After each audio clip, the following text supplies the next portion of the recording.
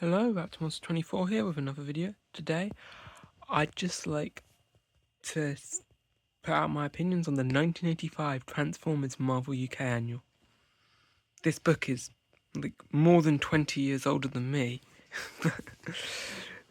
but I got it a while back fairly cheap, and it has some of my favourite stories in, but it's got a corner missing, but it's also got some amazing artwork.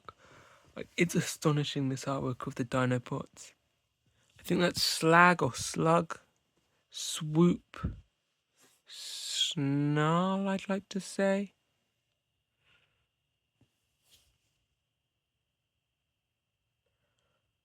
I think that's a wife Sludge, I think. And most importantly of all, my least favourite of the Dinobots, Grimlock. Don't know why Grimlock's not in the centre, but oh well. At least I'm pretty sure that's Grimlock. It could turn out that's Grimlock, which would make more sense, like, positioning-wise. But yeah. But that's got Grimlock's head, for whatever reason. That one's got Grimlock's head. But Grimlock doesn't... The Dinobots aren't really relevant to the story. But it has it has like a recap on like the story so far, which I'm not really going to explain, but I'm just going to show one or two of the artworks. With some random backgrounds. The Dinobots are relevant to this. They're not really. Rewind moment. You get whoever this guy is. Optimus is decapitated. Bumblebee yells. Yeah, But yeah, Sam Furman, I think, has done a lot of this. But you get a cool story, which does involve the Autobots being controlled to go onto a rampage with Jazz, Prowl, and Blue Streak by the looks of things. But they're both coloured like Prowl, so yeah, they end up going on a rampage because of something, and the Decepticons get the opposite. They're making wreckage, and then all of a sudden they want to fix and help everyone. Either way, neither group is happy about what these scientists are doing. So, Jazz and Starscream basically race to get the scientists, and Starscream's winning. So, because Jazz doesn't want Starscream to win, Jazz kills the scientist. Like, just straight up murders a dude with a heat-seeking missile. And then everyone retreats, story over. It's really just random. It does give stuff on Optimus.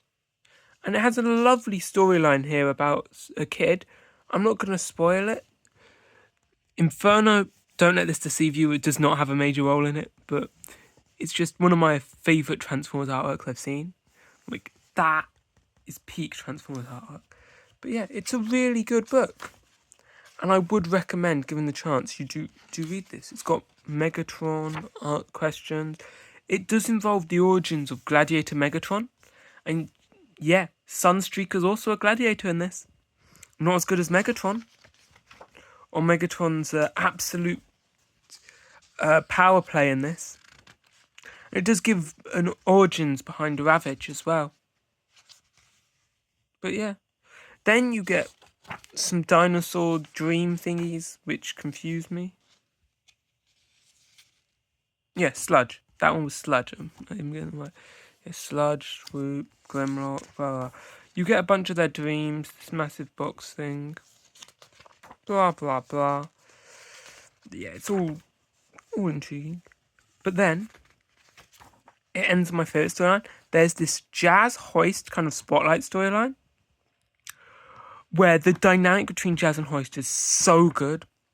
I love it. They have to escape from, as you can clearly tell from that image, it's the Constructicons.